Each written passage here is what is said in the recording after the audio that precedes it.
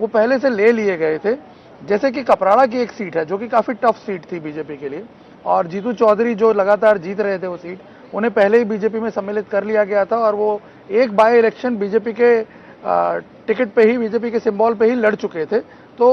लोगों के अंदर उनका एक्सेप्टेंस जो था बीजेपी के कैंडिडेट के तौर पे, वो भी एस्टेब्लिश हो चुका था। एक धर्मपुर की सीट थोड़ी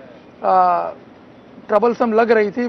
जिसकी अभी आप चर्चा कर रहे थे इनफाइटिंग की वजह से, लेकिन उसमें भी स्टेप्स ले लिए गए थे, और ऐसा लग रहा है कि धर्मपुर की सीट पे बीजेपी को बहुत ज़्यादा ट्रबल नहीं होनी चाहिए, क्योंकि भले ही नाम वापस ना लिया गया हो, लेकिन बाद में समझा लिया गया था। तो इस वजह से मुझे लगता है कि कोई बहुत प्रॉब्लम नहीं आएगी। दूसरा, हमने एक चीज़ देखी है कि आदिवासी इलाकों में वैसे भी जो योजनाएं इंप्लीमेंट हुई हैं, जिस तरह से लोगों को उसका लाभ मिला है,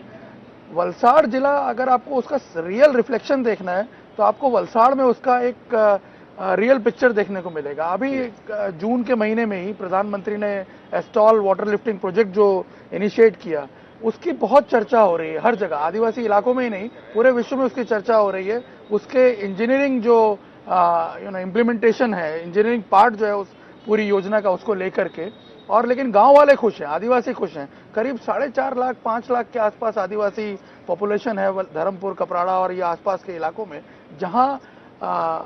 चट्टानी इलाकों में, हिली रीजन्स में पानी को जिस तरह से पहुंचाया गया, उससे लोग बहुत बहुत खुश थे, और उसका इम्पैक्ट जो है वो पूरे वलसाड़ जिले में दिख रहा है। इसलिए मुझे इस बार ऐसा लग रहा है कि वलसाड़ जिले का परिणाम जो पिछली बार था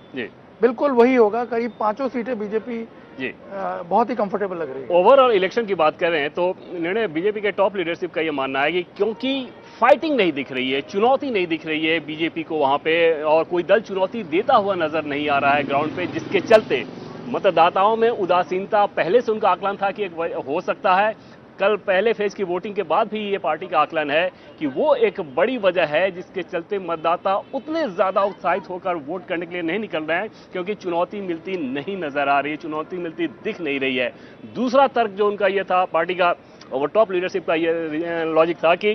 क्योंकि हमारे पास सिस्टम है, एक ढांचा है